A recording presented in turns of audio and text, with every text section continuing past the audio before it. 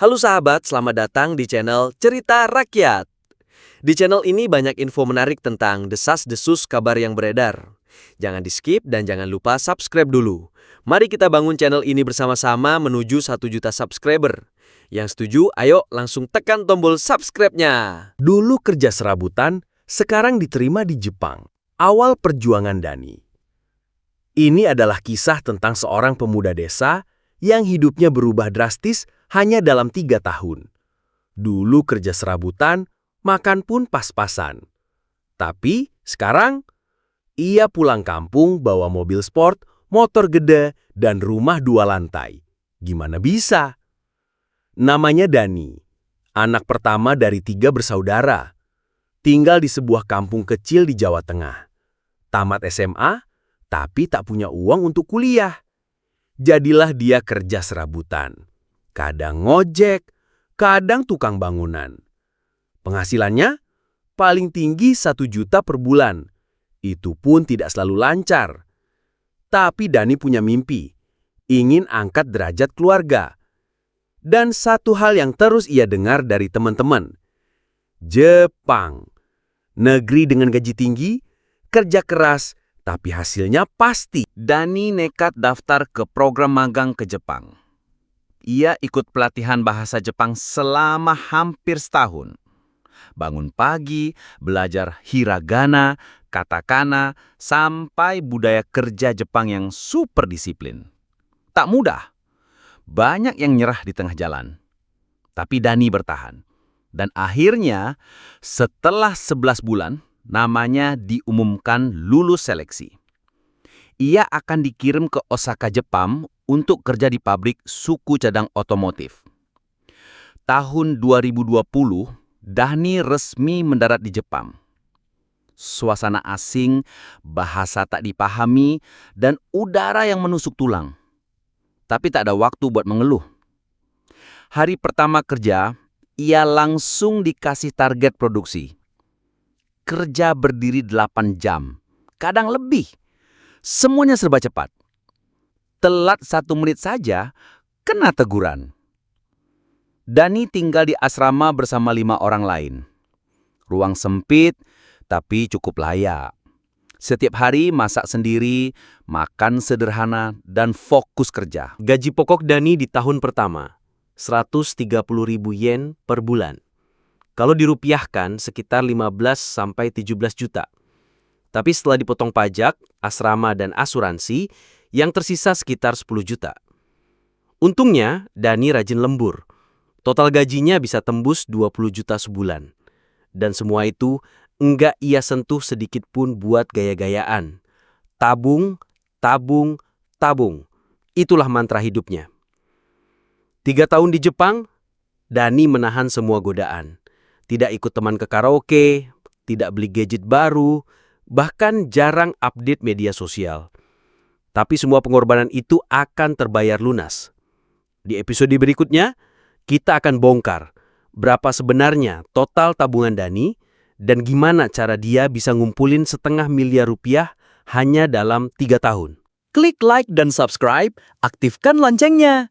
Karena di episode 2 nanti, kamu bakal belajar rahasia hidup hemat ala Dani yang bikin dia bisa pulang jadi sultan kampung. Gaji besar di Jepang, tapi hidup seperirit. Rahasia tabungan 600 juta.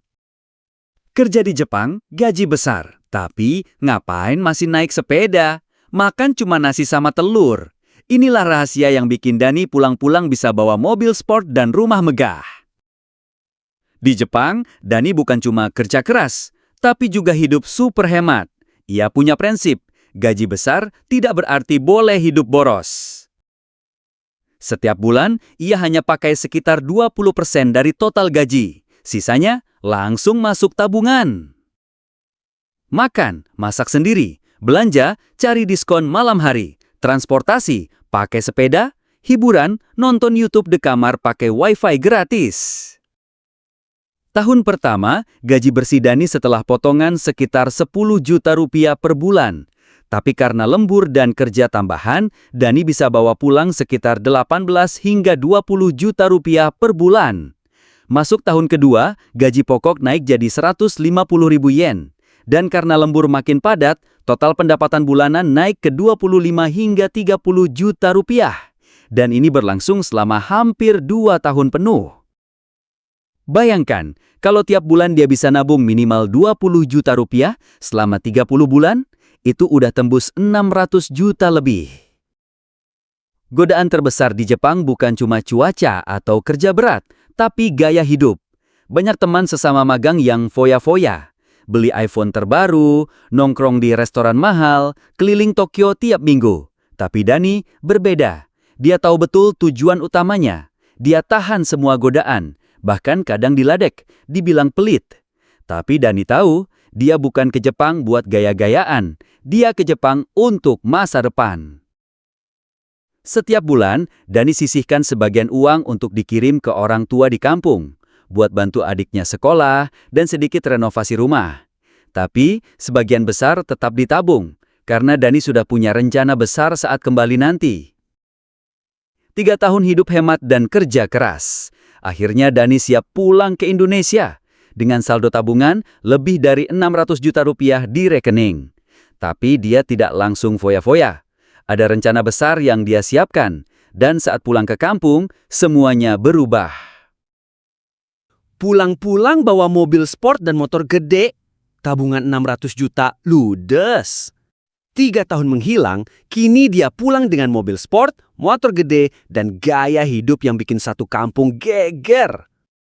Ini bukan sinetron, tapi kisah nyata Dani, pemuda desa yang dulunya kerja serabutan, kini dipanggil Bos Dani sama tetangga-tetangganya. Tak banyak yang tahu kalau Dani akan pulang. Ia sengaja tidak memberitahu siapa-siapa, termasuk orang tuanya. Saat pagi itu, terdengar suara mobil asing masuk kampung. Warga terkejut karena yang turun dari mobil sport berwarna merah menyala adalah Dani.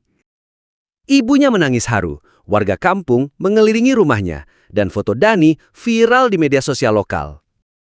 Gak cuma mobil, dalam seminggu kemudian, Dani juga membeli motor gede seharga 100 juta.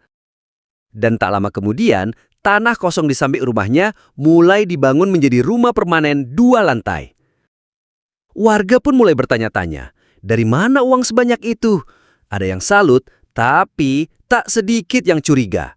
Beberapa bahkan gosip, jangan-jangan ikut pesugihan. Tapi Dani tetap tenang. Ia tahu semua itu hasil kerja keras dan hidup hemat selama 3 tahun. Dani pulang dengan tabungan sekitar 600 juta rupiah lebih, dan uang itu ia atur sebagai berikut. 200 juta untuk bangun rumah orang tua. 250 juta beli mobil sport second. 100 juta beli motor gede. 50 juta disisahkan sebagai modal dan dana cadangan. Semua ia rencanakan sejak di Jepang. Bahkan, Dani udah pilih mobilnya dari 6 bulan sebelum pulang lewat situs penjualan mobil second di Indonesia. Seiring waktu, warga mulai paham. Dani memang tidak pamer saat di Jepang, tapi kerja kerasnya nyata. Anak-anak muda mulai datang ke rumahnya, minta tips dan tanya-tanya soal kerja di Jepang. Dan Dani pun mulai terpikir, jangan-jangan dia bisa bantu pemuda kampung ikut sukses juga. Uang memang bisa habis, tapi visi Dani enggak. Dia nggak cuma mau kaya sendiri, dia punya rencana baru, jadi pengusaha dan buka lapangan kerja. Di episode terakhir, kita akan lihat gimana Dani ubah bengkel kecil di kampung jadi usaha yang rame. Dan kenapa dia sekarang dipanggil Bos Dani di desanya. Dulu buruh pabrik, kini bos bengkel. Bekerja di Jepang, bikin jadi pengusaha. Dulu berdiri 8 jam sehari di pabrik Jepang. Sekarang, dia duduk di kursi kayu sederhana, tapi dipanggil Bos Dani. Siapa tangka, buruh pabrik di negeri orang, sekarang punya usaha sendiri di tanah kelahiran. Setelah rumah selesai dibangun, Dani tahu, uangnya tidak bisa hanya disimpan atau dipakai beli barang mewah, harus ada langkah lanjutan. Ia melihat peluang.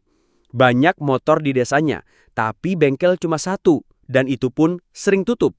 Dani langsung eksekusi. Ia bangun bengkel kecil di samping rumahnya. Mulai dari beli kompresor, alat-alat dasar, sampai cat ulang garasi kosong yang tak terpakai. Semua dilakukan sendiri. Tapi Dani nggak mau kerja sendirian. Ia ingat, dulu dia berjuang dari nol, tanpa bantuan siapa-siapa. Kali ini, dia sengaja ajak 2 pemuda kampung. Lulusan SMK, tapi belum punya kerja tetap. Dani latih mereka dengan ilmu dasar otomotif yang ia pelajari di Jepang. Disiplin waktu, kerja rapi, dan pelayanan yang sopan. Tak butuh waktu lama, bengkel kecil itu mulai ramai. Filosofi kerja Dani sangat sederhana. Kerja keras, hidup hemat, jujur, dan bantu orang. Ia selalu bilang ke anak buahnya, kalau bisa benerin motor dalam 1 jam, kenapa harus bikin pelanggan nunggu 3 jam? Dani juga tak segan bantu pelanggan yang kesulitan bayar.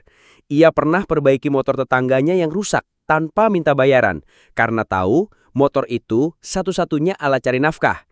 Kini, Dani bukan hanya dikenal sebagai orang kaya baru, tapi juga panutan muda di kampungnya. Ia sering diundang untuk berbicara di sekolah dan balai desa. Ia ajarkan satu pesan penting. Kerja keras itu bisa mengubah nasib, asal dijalani dengan niat dan disiplin. Beberapa pemuda yang tadinya hanya nongkrong, mulai ikut program pelatihan bengkel yang dibuka Dani secara gratis. 3 tahun di negeri orang. 3 tahun menahan rindu, kerja keras, dan hidup hemat. Kini, semua terbayar. Dari buruh pabrik, jadi bos bengkel. Dari hidup pas-pasan, jadi inspirasi satu kampung. Ini kisah Dani. Kalau dia bisa, kenapa kamu enggak? Kalau kamu suka seri ini, klik like dan subscribe. Share ke teman-temanmu yang masih ragu kerja ke luar negeri. Ingat, kerja keras itu gak akan pernah mengkhianati hasil. Terima kasih sudah mengikuti kisah 3 tahun di Jepang, pulang jadi sultan kampung. Nantikan kisah inspiratif lainnya hanya di channel ini. Yeah! Woohoo!